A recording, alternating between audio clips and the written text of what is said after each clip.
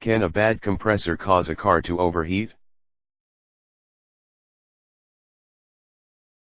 Engine overheating with AC on is generally caused by one of two possibilities. 1. Is increased engine load caused by a failing AC compressor. Plugged or blocked radiator condenser fins not working efficiently or a water pump that is not circulating coolant could all cause overheating with AC on only.